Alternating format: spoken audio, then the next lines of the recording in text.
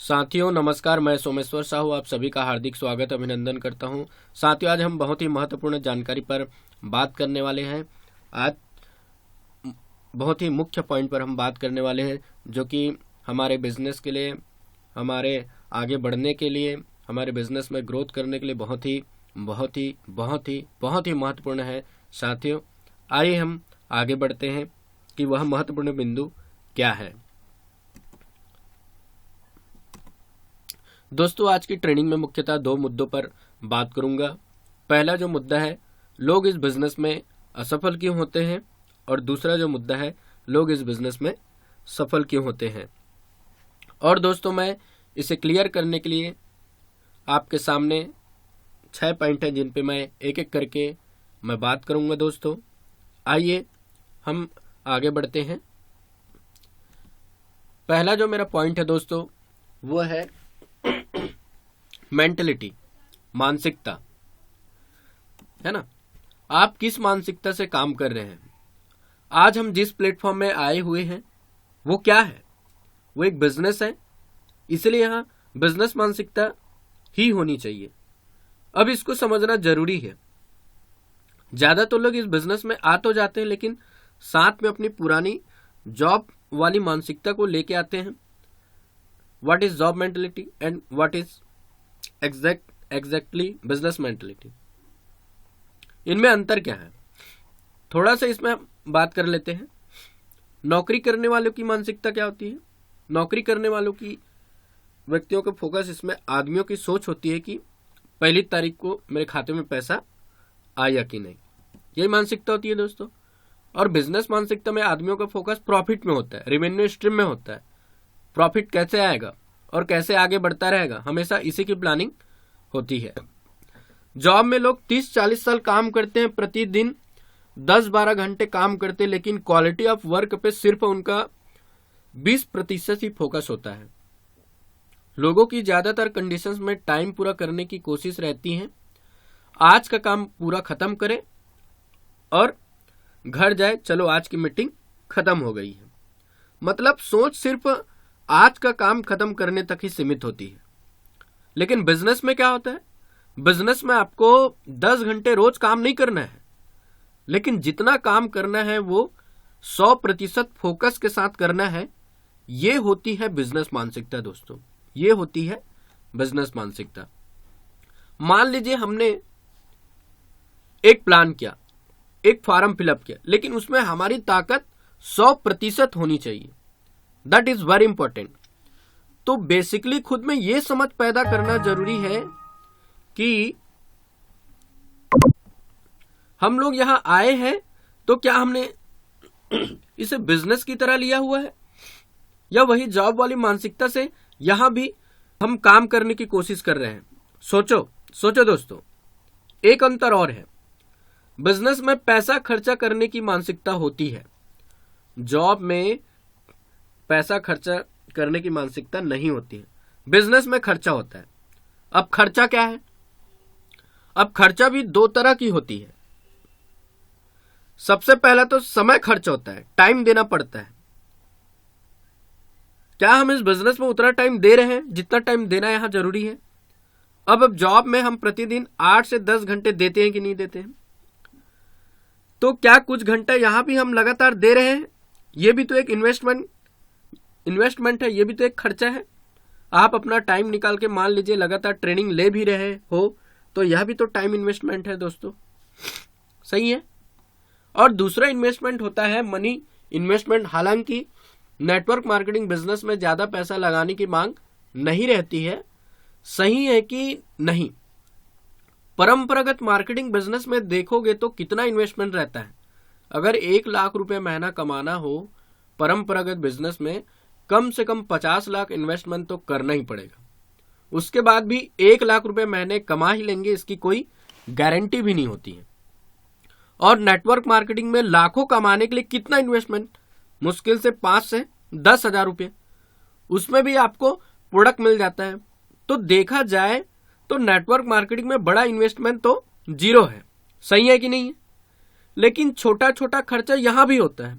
जैसे कभी आपको मीटिंग में जाना होगा तो पेट्रोल में खर्चा होगा, वर्किंग करते वक्त मोबाइल में रिचार्ज खर्चा हो सकता है, इंटरनेट उपयोग करते हैं तो थोड़ा बहुत खर्चा उसमें भी हो सकता है।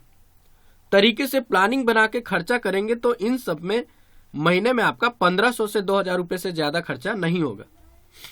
फिर आप ये सोच लेते कि यार मैं मीटिंग में जाऊंगा, आज मेरा इन्वाइट ही नहीं है, मेरा 50 रुपए खर्चा हो जाएगा। उस समय आपको ध्यान देना है कि आप इस बिजनेस में किस मानसिकता से आए। ऐसी अगर छोटी छोटी बातों के बारे में सोचते रहोगे तो अभी भी तो आप जॉब ही तो कर रहे हो ना, बिजनेस कहां कर रहे हो। सही बात है, समझ में आ रही है बात। अब बात करते हैं अगले पॉइंट पर, जिसकी वजह से लोग इस बिजनेस में सफल होते हैं या तो असफल होते हैं। वो दूसरा पॉइंट है डिसीजन एंड चॉइस, निर्णय और चुनाव। यह बिजनेस आपके लिए सिर्फ चॉइस है या दिल से लिया हुआ डिसीजन है। असफल लोग इस बिजनेस को चॉइस की तरह करते हैं, लेकिन सफल लोग इस बिजनेस को एक बार डिसीजन ले लेते हैं, मतलब ले लेते हैं, ये समझ लेना। जहां चॉइस होता है वहां सीरियसनेस नहीं होती है। चॉइस इज अ वीकनेस, चलो देखेंगे, कोशिश करेंगे, ये ढीली सोच है, चलो एक दो लोगों से बात कर लेते हैं, 1 महीना करके देख लेते हैं, ये चॉइस होती है। यह सवाल खुद से आप पूछकर देखिएगा कि यह बिजनेस मैंने चॉइस की तरह लिया हुआ है या मैंने दिल से डिसीजन लिया हुआ है। Decision is your strength. एक दफे डिसीजन ले लिया तो ले लिया, बात खत्म। जब आपने दिल से डिसीजन लिया होगा तब आप किसी व्यक्ति से जब बात करोगे तो आपका बॉडी लैंग्वेज बदल जाएगा, आपका टोन बदल जाएगा, आपका वे ऑफ टॉकिंग बदल जाएगा, आपके प्लान का इफेक्टिवनेस बदल जाएगा, आपकी सारी चीजें बदल जाएगी। लेकिन चॉइस में ये सब नहीं आएंगी, आप चेक कर लेना। So this is very important कि आपने ये निर्णय लिया है या फिर चॉइस या चांस लिया है। किसी का फोन आ गया तो उसे मना नहीं कर सकता हूं ये सोचकर ज्वाइन कर लिया, मेरा दोस्त है, मेरा साहब है, मेरा परिवार का है, यह सोचकर ज्वाइन कर लिया। इसलिए यह जानना बहुत जरूरी है कि निर्णय जो है जीवन में एक ही बार लिया जाता है। निर्णय जो है रोज रोज बदलता नहीं है। अगर हर रोज आपका निर्णय बदल रहा है तो यह आपका चॉइस है, निर्णय नहीं दोस्तों। ओके, अब हम तीसरी पॉइंट पर बात करते हैं, एसोसिएशन विथ रॉन्ग पीपल, है ना। यहां पर एसोसिएशन का मतलब संगत से है। आपकी संगत कैसी है, आप कैसे लोगों के संगत में रहते हैं, कैसे लोगों के साथ उठते बैठते हैं, कैसे लोगों के साथ विचारों का आदान प्रदान करते हैं, कैसे लोगों से सलाह लेते हैं, इस बात का आपकी सफलता या असफलता में बहुत बड़ा हाथ होता है दोस्तों। एक छोटा सा उदाहरण समझिए, अगर आपको गणित की पढ़ाई करनी है तो आप हिंदी की टीचर से सलाह लोगे कि गणित के टीचर से सलाह लोगे? यह बहुत ही महत्वपूर्ण सवाल है। जो लोग समझदार होंगे दोनों ही टीचर से सलाह नहीं लेंगे। क्यों नहीं लेंगे? टीचर तो वो भी है, लेकिन उनसे सलाह क्यों नहीं लेंगे? जवाब सीधा सा कि उसे पर्टिकुलर सब्जेक्ट की नॉलेज नहीं है दोस्तों। गणित पढ़ने के लिए गणित का ही टीचर चाहिए और हिंदी के लिए हिंदी का ही टीचर चाहिए। लेकिन जब बात नेटवर्क मार्केटिंग की बात आती है तब ज्यादातर लोग इस कॉमन सेंस का उपयोग नहीं करते और नॉनसेंस वाली हरकतें करने लग जाते हैं। वो सलाह उन लोगों से लेने लग जाते हैं जिन्हें नेटवर्क मार्केटिंग बिजनेस की जानकारी थोड़ी भी नहीं होती। और हमारे देश में एक चीज फ्री ऑफ कॉस्ट मिलती, वो है सलाह, जिसे इंटरनेशनल एडवाइजर कहा जाता है। इंटरनेशनल एडवाइजर आपको हमारे देश में मिलेंगे, हर गली हर चौराहे पर बैठे मिलेंगे। ये इंटरनेशनल एडवाइजर आपको बता सकते हैं कि आपको अपने लाइफ पर क्या करना है, जबकि इतने बड़े इंटरनेशनल एडवाइजर को खुद ये पता नहीं होता है कि उसे अपने लाइफ में क्या करना है। दोस्तों, आप गलती से एक पान वाले के पास जाकर पूछ बैठते कि दोस्त मुझे इंटर कॉलेज खोलना है, तो वह पान वाला भी आपको सलाह दे देता है। क्या बोलता है? दोस्त इंटर कॉलेज खोलना कौन सी बड़ी बात है, एक बिल्डिंग बना दो, 10-15 टीचर ला दो, न्यूज़पेपर में प्रचार करवा दो, और स्टूडेंट की चिंता तुम मत करो मेरे दोस्त, वो तो मैं अपनी गली मोहल्ले से भी भिजवा दूंगा। वो ऐसे बता देता है जैसे उसके खुद के 4-5 इंटर कॉलेज चल रहे होंगे, और यदि ठीक से चेक किया जाए तो उसे ठीक से पान लगाना तक नहीं आता होगा, साथ ही कभी इंटर कॉलेज का गेट तक नहीं देखा होगा। और सलाह किसकी दे रहे हैं? इंटर कॉलेज खोलने की। दोस्तों, लोग सलाह दे देते हैं इंडियन क्रिकेट टीम के कैप्टन मिस्टर विराट कोहली को भी। आपने प्रैक्टिकली देखा होगा, विराट कोहली खेल रहा होता है, 6 बॉलों पर 6 रन चाहिए होता है और आपने विकेट बचाने के लिए 1 बॉल मिस कर देता है, तो लोग अपने बैठे हुए सीटों से उछल पड़ते कि कितना बेकार खिलाड़ी है, छक्के की बाल थी, मिस कर दिया, इसी तो टीम से ही निकाल देना चाहिए। और इन लोगों का भी वेरीफाई करके देखा जाए तो इनके खानदान में किसी ने बैट पकड़कर देखा तक नहीं होगा। और सलाह किसको दे रहे हैं? इंडियन क्रिकेट टीम के कैप्टन विराट कोहली जी को। लोग सलाह दे देते हैं देश के प्रधानमंत्री को भी, इसे तो देश चलाना ही नहीं आता, इसे तो डिसीजन लेना ही नहीं आता, इसकी सरकार तो गई। और अगर इन लोगों का भी वेरीफाई करके देखा जाए तो घर में 2 ही व्यक्ति हैं, पति और पत्नी, दिन भर आपस में इनकी लड़ाई चलती रहती है और इनका झगड़ा भी पड़ोसी आकर के सुलझाते हैं। दोस्तों, अगर ये एडवाइजर इतने अच्छे सलाहकार होते तो मैं आप सभी से पूछना चाहूंगा कि जो व्यक्ति इंटर कॉलेज खोलने की सलाह दे रहा है उसका खुद का एक आध इंटर कॉलेज होना चाहिए था कि नहीं होना चाहिए था? जो व्यक्ति विराट कोहली को सलाह दे रहा है, इंडियन क्रिकेट टीम के कैप्टन को सलाह दे रहा है, वो इंडिया की क्रिकेट टीम नहीं तो कम से कम अपने गांव के क्रिकेट टीम में होना चाहिए था कि नहीं होना चाहिए था? और जो व्यक्ति देश के प्रधानमंत्री को सलाह दे रहा है वो कोई मंत्री या नेता नहीं, लेकिन कोई गांव या पंच या सरपंच तो होना चाहिए था अपने गांव का। सही है। फिर आप क्यों भूल जाते हैं जिस व्यक्ति से आप नेटवर्क मार्केटिंग बिजनेस के बारे में सलाह लेने जा रहे हो वो आपके पहले नेटवर्क मार्केटिंग बिजनेस में होना चाहिए था कि नहीं होना चाहिए था? ये एसोसिएशन यानी संपर्क या संगत भी 2 तरह की हो सकती है दोस्तों। पहला फिजिकल एसोसिएशन, दूसरा वर्चुअल एसोसिएशन। फिजिकल एसोसिएशन मतलब कैसे लोगों में हमारा उठना बैठना है, और वर्चुअल एसोसिएशन मतलब कैसे आप बुक्स पढ़ते हैं, कैसे आप वीडियोस देखते हैं, टीवी में किस तरह के प्रोग्राम आप देखते हैं, या न्यूज़पेपर में आप सुबह सुबह आप क्या पढ़ते हैं। इन सभी चीजों से आपके दिमाग का सॉफ्टवेयर लगातार अपडेट होते रहते हैं। आप जिस तरह की बातें लगातार अपने सॉफ्टवेयर में अपडेट करते चले जाएंगे आपका जीवन भी लगातार वैसा ही होता चला जाएगा।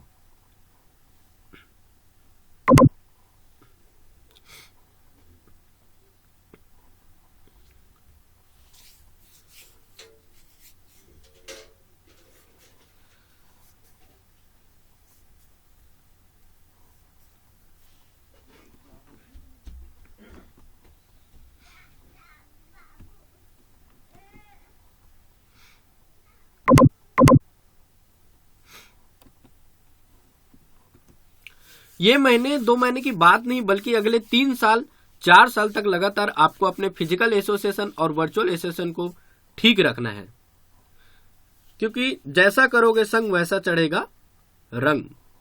चौथा मेरा पॉइंट है वर्किंग इन अ रिदम, एक लय में काम करना।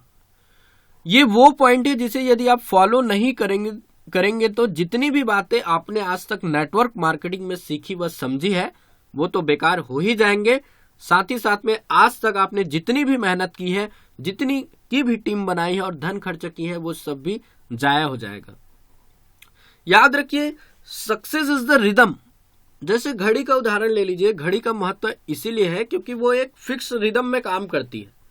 अगर वो लय में ना चले, कभी फास्ट हो जाए कभी स्लो हो जाए, तो क्या वह घड़ी सही टाइम दिखा पाएगी? क्या नहीं दोस्तों। इसी तरह सूरज का चक्कर भी पृथ्वी एक लय में लगा रही है, अगर वो लय टूट जाए तो क्या होगा? क्या हम जिंदा रह पाएंगे?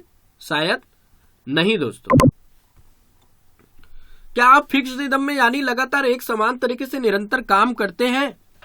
हमारा दिल भी एक लय में धड़कता है, अगर वो भी अटक अटक के धड़केगा तो क्या होगा? हार्ट अटैक आ जाएगा।